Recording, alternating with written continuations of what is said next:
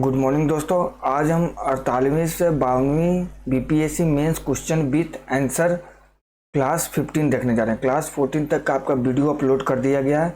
ये पेपर 2 का सेक्शन 1 का क्लास पॉलिटी का है, जो कि एग्जाम के दृष्टिकोण से काफ़ी महत्वपूर्ण है और ये रिपीटेड क्वेश्चन हमेशा पूछा जाता है।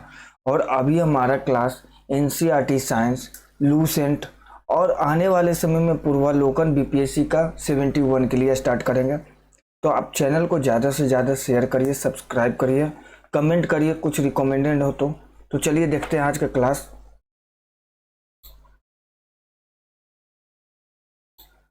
अड़तालीसवीं से 52वीं बीपीएससी मुख्य परीक्षा 2009।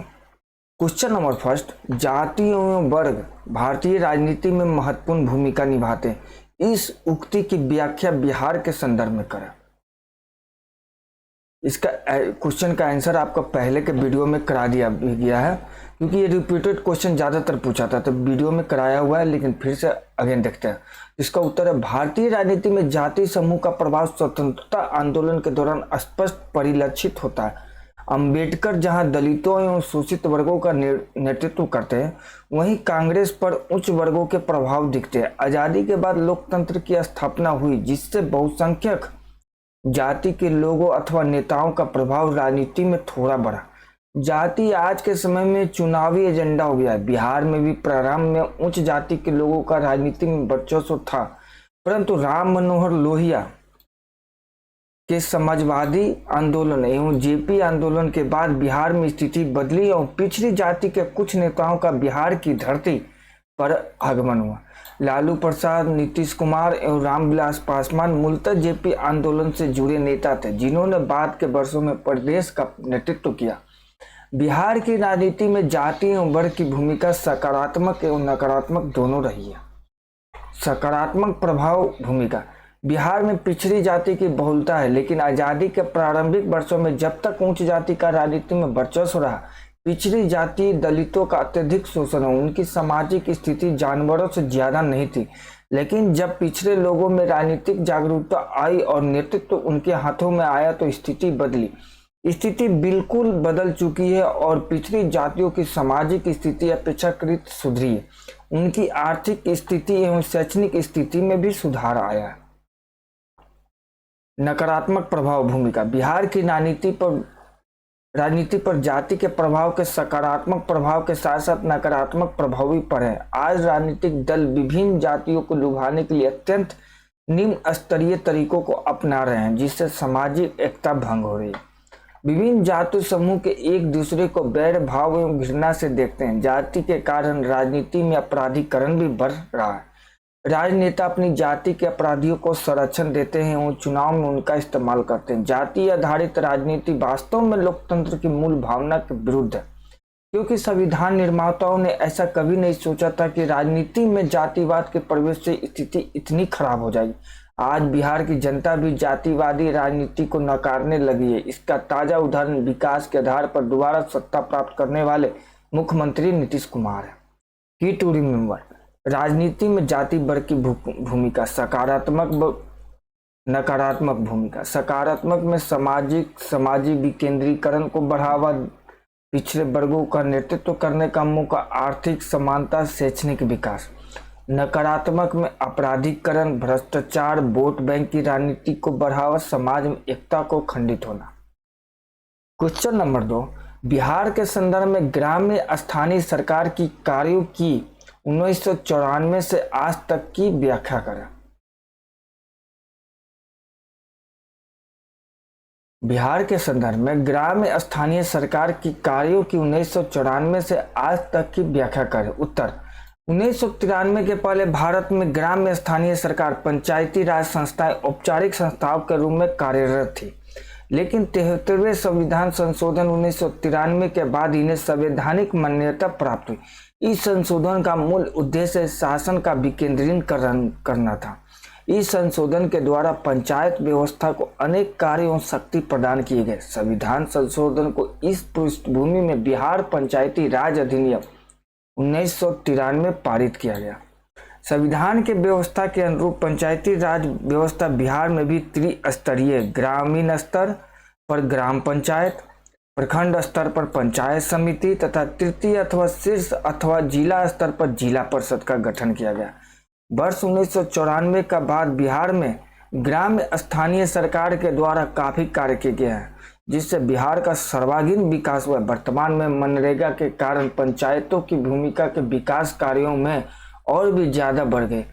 ग्राम्य स्थानीय सरकार के कार्यों को निम्नलिखित बिंदुओं के अंतर्गत रखा जा सकता है: कृषि कार्य, विकास कार्य, शिक्षा कार्य, सामाजिक एवं स्वास्थ्य संबंधी कार्य, कृषि एवं व्यवसाय वृद्धि से संबंधित कार्य और अन्य कार्य।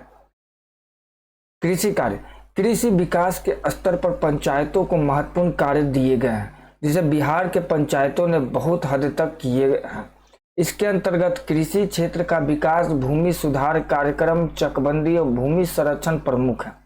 इसके अलावा कृषि विकास के लिए लघु सिंचाई साधनों का विकास एवं जल प्रबंधन प्रमुख है। विकास कार्य, पंचायतों का यह एक प्रमुख कार्य है जिसके अंतर्गत गांवों का विकास होता है। सड़क, पुल आदि का निर्माण, अपरंपरागत ऊर्जा स्रोतों का विकास, ईंधन एवं पेयजल प्रबंधन प्रमुख कार्य है। सड़कों के किनारे प्रकाश का प्रबंध, अन्य सार्वजनिक कार्य प्रमुख है। मनरेगा के कानून बनने के बाद ऐसे विकास कार्य व्यापक पैमाने पर संपन्न हो रहा है। तीसरा, शिक्षा। शिक्षा के क्षेत्र अंतर्गत पंचायतों का कार्य प्राथमिक विद्यालयों की देखरेख, प्रौढ़ शिक्षा की व्यवस्था, तकनीकी एवं व्यावसायिक प्रशिक्षण के लिए संस्थाओं की स्थापना, पुस्तकालयों की स्थापना आदि कार्य किए जाते हैं। इनमें से कुछ कार्य बिहार में पंचायत स्तर पर हुए हैं, परंतु अनेक कार्य करने में पंचायतें अभी भी सक्षम नहीं हो सकी है। चौथा, सामाजिक एवं संबंधी कार्य। स्थानीय स्तर पर पंचायतें अनेक सामाजिक कार्य जैसे महिला एवं बाल विकास, परिवार कल्याण, दुर्बल वर्गों का कल्याण, गरीबी उन्मूलन के कार्यक्रम अपने स्तर पर एवं कभी कभी एनजीओ की सहायता से करती है। सरकार के द्वारा चलाए जा रहे पोलियो उन्मूलन के कार्यक्रम में भी इनकी महत्वपूर्ण भूमिका होती है। कृषि एवं व्यवसाय वृद्धि से संबंधित कार्य, पंचायतों को कार्य की सहायता से किसानों को उन्नत खाद एवं बीज उपलब्ध कराना, कृषि सहायता एवं उपकरण उपलब्ध कराना, साथ ही पशुपालन, डेयरी उद्योग, मुर्गी पालन, मत्स्य पालन से संबंधित सहायता एवं जानकारी उपलब्ध कराना भी पंचायतों के प्रमुख कार्य है। खादी ग्राम उद्योग एवं कुटीर उद्योग का विकास भी स्थानीय सरकारों के अधीन प्रमुख कार्य। अन्य कार्य, सार्वजनिक वितरण प्रणाली पीडीएस से संबंधित कार्य, बाजार एवं मेलों का प्रबंध करना, इसके लिए जगह उपलब्ध कराना आदि कुछ सांस्कृतिक कार्यक्रमों के आयोजन एवं विकास में भी पंचायतों की महत्वपूर्ण भूमिका होती है। इस प्रकार ग्राम्य स्थानीय सरकारों के लिए लोगों के जीवन के हर क्षेत्र से जुड़ी हुई होती है। यद्यपि इसमें भ्रष्टाचार एवं जातिवाद का बोलबाला है, परंतु फिर भी 1994 के बाद से बिहार में पंचायत स्तर पर अनेक सराहनीय कार्य किए गए। की टू रिमेंबर, 1994 के बाद 73वें संविधान संशोधन, 1993 के बाद पंचायतों द्वारा बिहार में किए गए कार्य।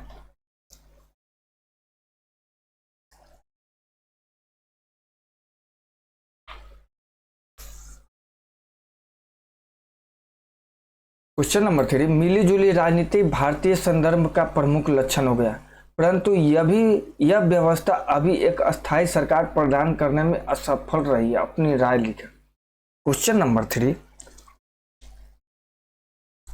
मिली जुली राजनीति भारतीय संदर्भ का प्रमुख लक्षण हो गया, परंतु यह व्यवस्था अभी एक अस्थायी सरकार प्रदान करने में असफल रही है। अपनी राय लिखें। ये दोस्तों उस समय का क्वेश्चन है आपका 80 से लेकर 90 तक में, जिस समय की गठबंधन की सरकार चल रही थी उस समय का, तो ये क्वेश्चन पूछा नहीं जाएगा, ये करंट से को रिलेटेड है। तो चलिए आगे क्वेश्चन देखते हैं। क्वेश्चन नंबर 4, भारतीय संघीय व्यवस्था में सामयिक दिगों रिसेंट ट्रेंड्स की व्याख्या करें। क्या राज्यों को अधिक क्षमता ऑटोनॉमी की आवश्यकता है? ऑटोनॉमी की आवश्यकता है। क्वेश्चन नंबर 7, भारतीय संघीय व्यवस्था में सामयिक दिगों रिसेंट ट्रेंड्स की व्याख्या करें। क्या राज्यों को अधिक क्षमता ऑटोनॉमी की आवश्यकता है? उत्तर, भारत राज्यों का संघ है, यहाँ अधिकतम शक्तियां केंद्र को प्राप्त है, परंतु राज्यों को भी उनकी आवश्यकता के अनुरूप उनके क्षेत्रों में व्यापक अधिकार प्राप्त है। स्वतंत्रता के शुरुआती दशकों में अलग अलग पार्टियों की सरकार बनी, जिससे केंद्र एवं राज्यों के मध्य विभिन्न मुद्दों को लेकर टकराव की स्थिति रही। वर्तमान में भारतीय संघीय व्यवस्था में कुछ नई प्रवृत्तियां उभरी। कुछ राज्यों की मांग रही कि राज्यों को ज्यादा तथा महत्वपूर्ण अधिकार दिए जाएं। समय समय पर अनेक राज्यों जैसे तमिलनाडु, पंजाब व पश्चिम बंगाल आदि ने तथा द्रमुक, अकाली दल तथा माकपा जैसे राजनीतिक दलों ने राज्यों को अधिक अधिकार दिए जाने की वकालत की है। विभिन्न राज्यों ने राज्यों को अधिक वित्तीय स्वायत्तता की मांग की है तथा केंद्रीय करों में राज्यों के हिस्से को बढ़ाने की मांग की है। राज्यों की मांग रही है कि प्रशासनिक तंत्र पर केंद्र का नियंत्रण कम हो, साथ ही राज्यपाल की नियुक्ति के वक्त संबंधित राज्य के मुख्यमंत्री की सलाह ली जाए। भारतीय संघीय व्यवस्था में अनेक सकारात्मक प्रवृत्तियां देखने को मिलती है। आजादी के बाद से आज तक एक शासक व्यवस्था के कारण विभिन्न विविधताओं के बावजूद भारतीय राज्यों का स्वरूप समान होता जा रहा है एवं वो धीरे धीरे एक दूसरे से मजबूती से जुड़ते जा रहे हैं। भारतीय राज्यों यथा पूर्वोत्तर के राज्य तथा कश्मीर में विखंडनकारी अथवा अलगाववादी तत्वों के कारण नकारात्मक प्रवृत्तियां भी उभरी है, लेकिन लोक कल्याणकारी राज्य एवं मजबूत केंद्रीय सत्ता के कारण इन तत्वों का मूल उद्देश्य पूरा होना असंभव।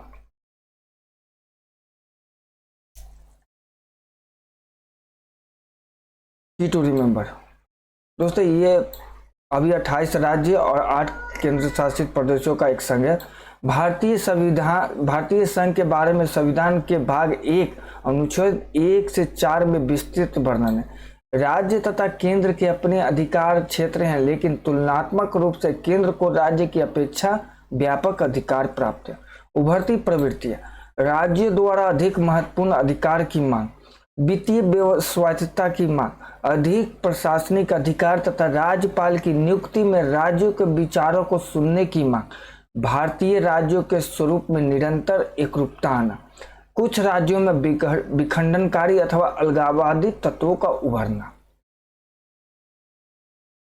47वीं मुख्य परीक्षा 2007 का क्वेश्चन आंसर कल करते हैं। तो थैंक यू।